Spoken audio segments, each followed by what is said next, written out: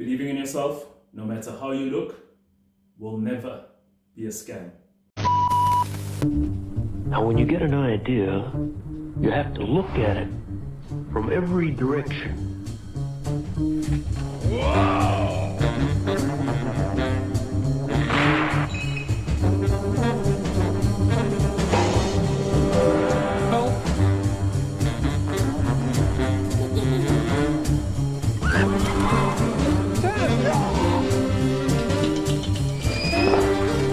And along comes a new, fresh idea.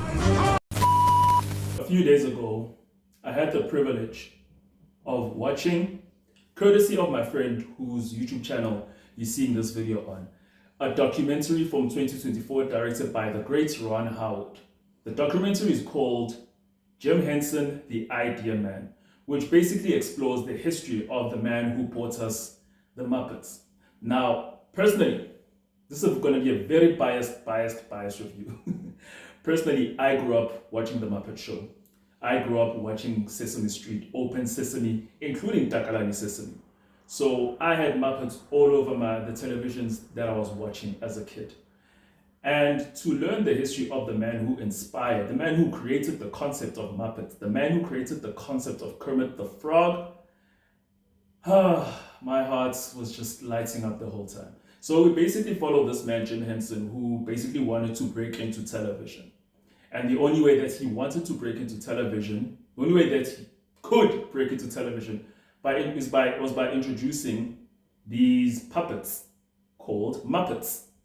And, oh my God, it started out, the way his journey happened, it started out in the sense that he used to bring his characters on late night shows. And they would do these comedy pieces, which were very adult comedy. It would be years before the concept of Sesame Street would be pitched to him. And it blows my mind the journey that this man has gone with his puppet friends. From the likes of Kermit the Frog, the likes of, is it Fuzzy? The likes of, I think the dog's name is Groucho. From the likes of Gonzo, all these characters. Miss Piggy, the reason we have Yoda, because that's Frank Oz. And we basically follow this history of how he was able to incorporate these characters in different types of productions. So starting from the late night shows that he used to do the comedy specials on, to fucking Saturday Night Live. A lot of people don't know this, but SNL, the first season, used to have Muppets. But the writers of SNL hated them. If you even watch this movie directed by Ivan Reitman called Saturday Night, what's his name again? The guy who plays Cousin Greg on Succession. Okay, I forgot his name now, but he plays Jim Henson in that movie. And you can see the attitude that the people of SNL had towards Jim Henson. So then he would have to pivot on, still with these characters, into Sesame Street.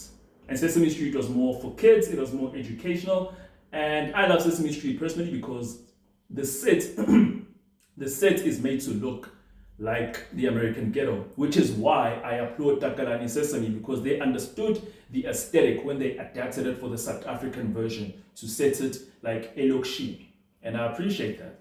But this documentary was so heartwarming, heartbreaking in some instances, because there were a lot of rejections that were happening when he was pitching these ideas.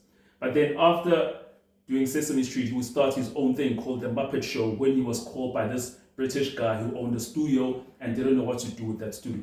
And I personally grew up watching The Muppet Show. I used to watch it every Friday at 5 p.m. while my mom was watching her soap operas on television.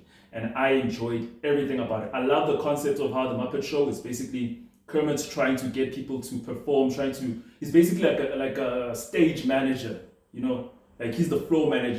He has to make sure this act is going out at this time, this act is going up at this time. And then obviously also you have the two hecklers, those two old men who show up in every version of the Muppets. They're just the haters, you know them. And I love that after maybe 1987, after being successful, winning all the Emmys, even receiving an Emmy from fucking Nixon, he would then say, okay, I'm done with Muppet Show, and then he would pivot into doing movies like Dark Crystal, which was initially hated, but it since became a cult classic. And this other movie called Labyrinth with Jennifer Connelly and David Bowie, a movie that I need to watch because I'm a huge David Bowie fan. So it's an interesting journey. And also we've had multiple films that feature the Muppets. I love Muppet Christmas Carol. The time I watched it, I was crying, bawling my eyes out. I love Muppet Treasure Island. I think, wow, I'm forgetting this guy's name. The guy from Rocky Horror Picture Show, Tim Curry. I love the concept of how Tim Curry understood the assignment when he played Captain Long John Silver in Muppet Treasure Island. And Muppet Treasure Island, Jim Henson managed to get Hans Zimmer to score that movie. But like, this documentary is amazing. It won like 5 Emmys. Personally, I think it should have won an Oscar, but hey, win is a win. Win is a win. And I think Ron Howard is a very caring director. Again, I keep on emphasizing, don't let the Langdon Dan Brown adaptation films fool you. That man is a great director when he's not doing those movies. But yeah, I had a great time with it, and if you've never heard of it, just give it a watch. You can watch it anywhere, wherever you watch movies. Jim Henson, Idea Man, the story of Jim Henson, master puppeteer, master filmmaker, master entertainer, master everything. The busiest man ever, who tragically died in 1990 at the very young age of 52. Those are my thoughts. I hope you guys have a lovely day. Shut up.